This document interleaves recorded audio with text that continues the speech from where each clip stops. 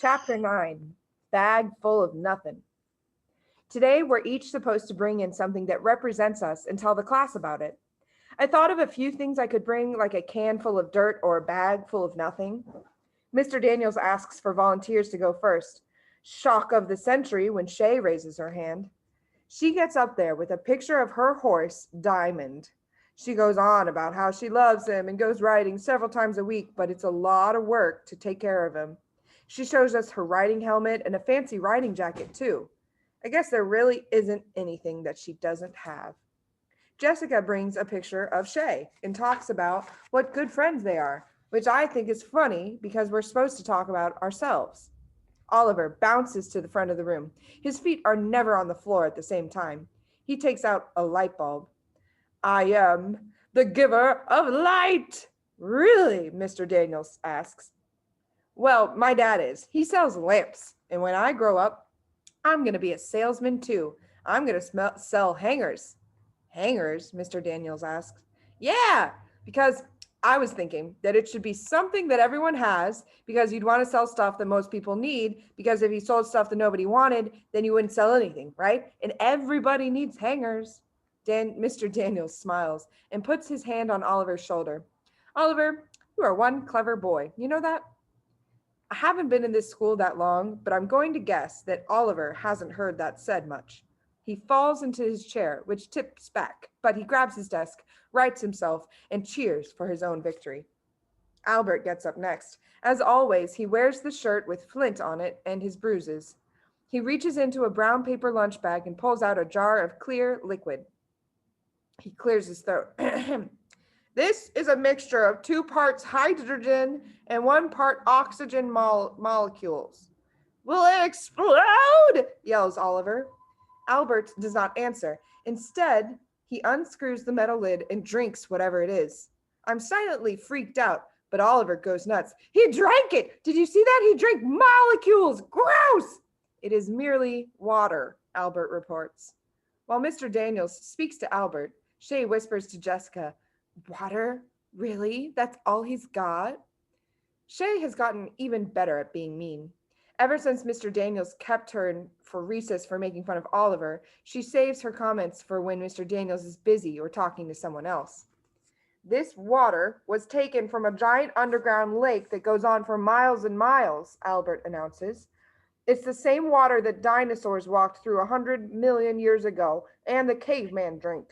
It's the same water that polar bears swam in just last year and medieval knights guzzled after battle.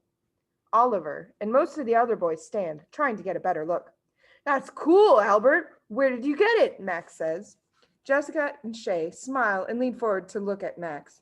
Shay calls out, Yeah, Albert, where did you get it? I got it from my kitchen faucet. Huh? The same water has been here and been reused since the earth began. It's important to me because, as a scientist and a historian, I know that we are but a blip on the Earth's timeline, a grain of sand on an entire beach of time. Kids are starting to groan. Here goes the professor again, Max says. Yeah, such a show-off, Jessica says, turning to Max. Now knock that off, Mr. Daniels says. I think Albert's idea is fascinating. How Earth has recycled its water over and over. Extraordinary, Albert. Next, he calls on Keisha. She carries a small box and holds it like whatever is inside will break easily. When she takes out a cupcake, the boys argue over who will get to eat it. This cupcake that I made, it isn't from a box mix, it's homemade. And why is it important to you? Mr. Daniels asks. I like to bake. I told my mom I want to start a business when I get older, and she said there's no time like the present. So this is the first one I'll show to anyone outside my family. My God, Shay whispers.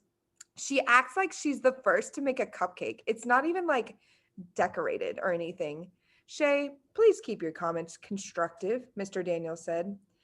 Yes, it is plain on the outside, Keisha says, half smiling at Shay, but it's the inside that matters. Keisha takes a knife out of her box and cuts the cupcake in half and shows us the inside. As you can see, it says yum on the inside. How did you do that? Suki asks, and I'm surprised to hear her talk. She hardly ever says anything. I've been experimenting with making letters out of different kinds of dough. I stand the letters up in the cupcake batter and carefully cover them with more batter. Do you lick the spoon when you're done? Oliver asks. I like to lick the spoon, but my mom says too much sugar isn't good for me and she doesn't bake much. But Oliver, Mr. Daniels says, pulling on his own ear. Oliver stops right away. Then Mr. Daniels looks at the cupcake. Wow, Keisha, that is pretty impressive. I'm going to call my baking business Hidden Messages, the better way to send a note. That's fantastic, Keisha, Mr. Daniels says. The possibilities are infinite. Albert raises his hand, and Mr. Daniels points to him. The possibilities are not, in fact, infinite, as she would eventually run out of appropriate letter combinations, and the number of letters to be used in cake would be limited as well. Also, you implied that the possibilities are all positive when it's probable that the possibilities would be equal in positive and negative outcomes. Actually, you're correct, Albert, Mr. Daniels says, but I'm an optimist. What can I say? So you agree that the possibilities aren't endless? Well, I agree from a mathematical standpoint, Albert, but not from a human one. I believe that the things we put numbers on are not necessarily the things that count the most.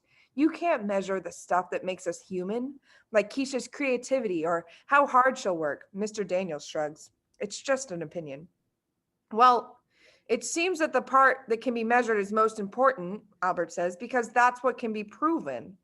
Well, my fine young fellow, I think we'll agree to disagree, Mr. Daniels says, walking by Albert and patting his shoulder. Then Mr. Daniels calls on Suki. She pulls out tiny paper bags and begins to pass them out to everyone. I bring 2 foods to share. One is onsembi, my grandfather's favorite. Other is wasabi peas. They are maybe spicy. Food in America tastes... She turns to Mr. Daniels. What is correct word? All of a sudden, Max jumps up and runs to the sink, followed by Keisha and Jessica. Too hot! The 3 push each other a bit, trying to scoop water into their mouths. Ah, yes, Suki continues. Bland is the correct word. Food here is bland. She seems to think that the 3 kids at the sink are both funny and odd. I think how hard it would be to move to a different country and have to learn a different language. I can't even handle one. Mr. Daniels laughs, holding the little bumpy bright green pea between his fingers. They don't look that hot. Most people in the class are too chicken to eat it now, pushing it away. Suki looks a little hurt. Albert puts one in his mouth. He eats it, but looks like he's in pain. His eyes even water. He says with a gasp, I like it, Suki. Thank you. That, Albert, is nice. Oliver pops it in his mouth, but has no reaction. Oliver? Mr. Daniels asks. Don't you think it's hot? Nah, I'm the only one in my family that can finish a fireball without taking it out of my mouth. My mother says I must have no taste buds at all. And my dad says, Mr. Daniels pulls on his earlobe again and says, thanks, Oliver. Oliver's mouth is open, ready to keep on going. But he says, thanks, Mr. Daniels. Do they have some signal or something? Suki continues.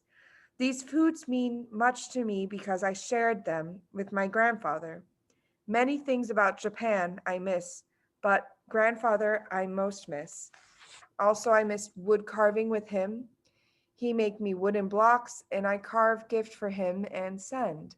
So that's why she has those blocks. I eat these foods because they remind me of Japan and my grandfather. I feel sad for her. What are the crackers made of? Asks Albert. Suki turns to him. They are made of shrimp and fish bones. It isn't just Oliver who goes wild over that one. Most everyone says, yuck. And Suki looks up at Mr. Daniels, who turns to the class. Now, quiet down. Shrimp and fish bones? Shay asks. We prefer lobster in our family. Albert raises his hand. I would just like to point out that lobster is a very expensive meal now, but in the olden days, it was served only to peasants who revolted and demanded that they only be served lobster twice a week. And, he swallows, I think fish bones would have some excellent nutritional properties. Suki smiles for a second before she scurries back to her seat. Mr. Daniels gives Albert a solid nod. Now it's my turn. What I ended up bringing in means something to me, but now I'm not sure the class would be nice about it. I decide to play it safe and say I forgot. I can tell Mr. Daniels is disappointed. Well, do you have a pet you can tell us about? He asks. No, my mom's allergic. This reminds me of my dad crawling around the living room on all fours, pretending to be the puppy I begged for. Oliver starts to bark like a dog. Mr. Daniel says, "Too much of that, Oliver, and we'll have to give you dog biscuits. Better be careful." Mr. Daniel squints at me. "Are you sure there's nothing you can show us? Because I have a feeling there's something." I slide my hand down in my pocket and clutch my 1943 steel penny, the object I brought in for sharing today. He watches my hand, and I realize I've given myself away, so I stand and I take out the penny. My dad's in the army, and he's deployed right now. On the day my dad left, he gave Travis and me these pennies. I look up at Mr. Daniels. "That's my big brother." He nods. In 1943, pennies looked weird because they were silver in color like quarters. They were made in steel instead of copper because the government needed copper to make ammunition during World War II. Then in 1944, pennies went back to the usual red copper color. Anyways, I think it's cool. "I do too," Mr. Daniel says, "and I think it's even more cool that you told us about it." As I walk back to my seat, I think of how when Dad left, he said that when we look at the steel pennies, we need to remember that we are unique too, and also that things will go back to normal for us, and he'll be home before we know it. I really miss him. Mr. Daniels gives Oliver a thumbs up, and I think about how cool it is that they have the ear pulling signal. That way he doesn't have to tell Oliver that he's doing something wrong in front of everyone. I know what that feels like, and I'm happy that Mr. Daniels cares so much. Most teachers seem to like their students to be all the same, perfect and quiet, but Mr. Daniels actually seems to like that we're different.